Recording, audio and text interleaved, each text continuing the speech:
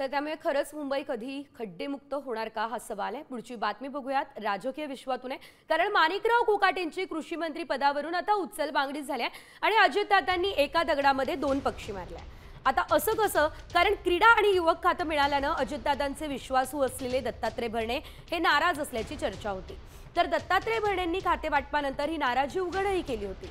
मात्र आता कोकाटेंवरील कारवाई ही दत्तात्रय भरणे यांच्यासाठी लॉटरीच ठरली। कृषी खात्यासारख्या महत्त्वाच्या खात्यावरील वर्णी ही भरणेंसाठी लॉटरीच मानली जाते।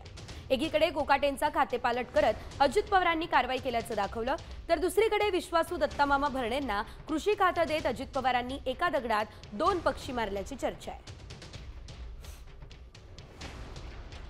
तर कृषी मंत्री पदावर वर्णी लागली त्यानंतर पहिल्यांदाच दत्ता भरणेंनी साम टीव्ही सोबत एक्सक्लुझिव्ह बातचीत केली। बघूया।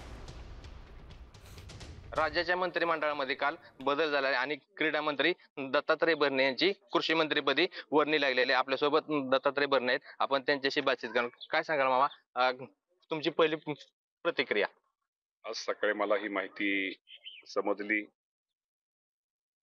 ही माहिती समजल्यानंतर निश्चित प्रकारे कृषी खाते हे खूप मोठा विभाग, खूप मोठी जबाबदारी या राज्याचे मुख्यमंत्री देवेंद्रजी फडणवीस साहेब, एकनाथजी शिंदे साहेब आणि आमचे नेते अजितदादा पवार साहेब, सुनील तटकरे साहेब, प्रफुल्लभाई पटेल साहेब, या सारीच राष्ट्रवादी पक्षाच्या आमच्या सर्वच महायुतीच्या सगळ्या घटकांनी माझ्यावरती जबाबदारी टाकली।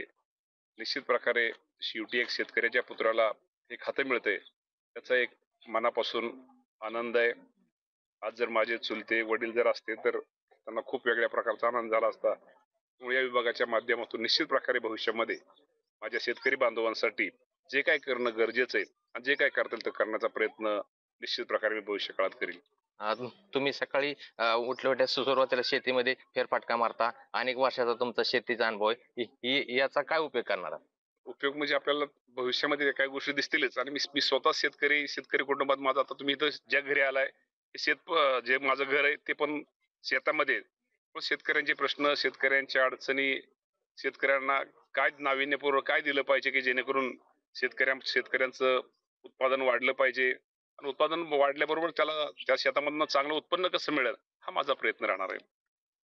कर्जमाफीची मागणी अनेक वर्षापासून होते, यावर काय निर्णय? अजून कर्जमाफीची मी खातेभार स्वीकारलेला नाही। जर अधिक माहिती घेऊन मी आपल्याशी नंतर त्यावेळेस बोलणं मी उचित ठरेल, अधिक नंतर बोलू। येणाऱ्या काळामध्ये शेतकऱ्यांसाठी काय विजन असणार आहे?